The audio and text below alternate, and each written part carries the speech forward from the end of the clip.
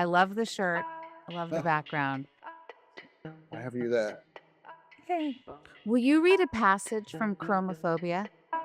I, I wasn't planning to, no. No, okay. You don't have to. We can talk about it, though. Yeah, no, I want to talk about it. I win-win here. I can see you, and Great. yep, and your hair's looking good. Oh, well, that's really all that I care about. Collection of these are African African? beadwork. Yeah. Oh my God, that's amazing. Hi, David. Hello, Kimberly. It's just the two of us now. How are you in front of a live audience?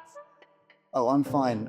It's 8 o'clock in the evening here, so this is not lemonade. That'll make for a better presentation.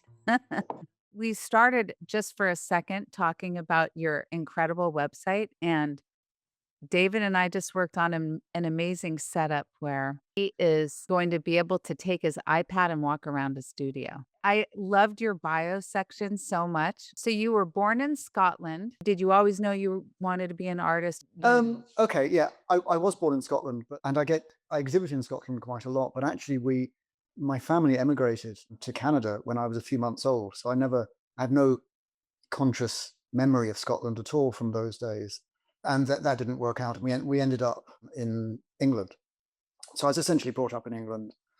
My mother was always very interested in art. She'd been to art school herself. She was always showing us, books and introducing us to stuff, and probably not going to exhibitions that much. It was less easy perhaps at the time. There were certainly fewer exhibitions on, but we were always encouraged to look at art and to make things and so forth. So it was a part of my life from an early age, as it was for my brother. I knew, I think, by the time I was a teenager, that I was wanting to go to art school.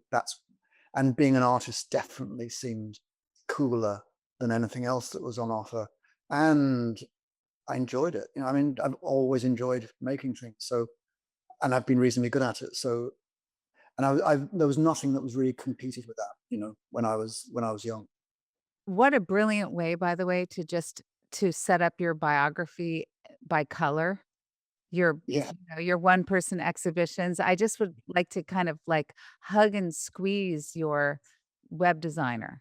So, I wanted to start with the works that you would recommend that we start with because you have drawings, sculpture, paintings, animations, and I would like to just sort of I don't know if there's a recent body of work that you're most excited about or if you wanna start off with some of the early things. I mean, who were your influences? Of course, what there isn't on the website is the most recent work that I'm doing. Although you've got it on the painting page, and that's not a bad place to start. When I first went to art school, I think when everyone first goes to art school, they imagine that you're a painter. That's what art is when you're a kid. And then you get to art school, and it gets a lot more complicated, and you're introduced to all sorts of different discussions and arguments and practices you didn't even know existed when you were young. So having done painting and when I was on a foundation course, then that you can stay on this slide. I'm very happy with that Oh, it's gorgeous. relation shot.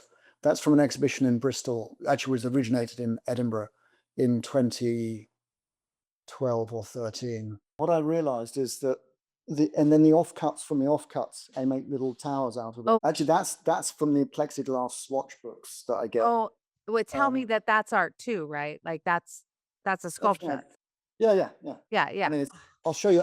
Give me a second. I'll come You back. are you gonna give us around the studio now? Oh, I suppose I could. Well, shall I do that? Yeah, yeah, why not? Okay. So what you can actually, the big purple thing in the middle is an unfinished, very large version of the perforated concrete. Sorry, the perforated plexiglass in concrete. That's amazing. Um, so that's the long shot of the studio. I'm from my kind of office space. A wall with some paintings on to the right. Some sculptures are high up. Mm. Um, more sculptures and stacks of stuff to the left. These are the The offcuts from the little, offcuts. the offcuts, can you zoom in a little close? Can you go in a little closer? Yeah. Oh, wow. So they're all just these little circles and triangles of. Move really slowly so the Oh, camera doesn't get blurry. Those are absolutely stunning.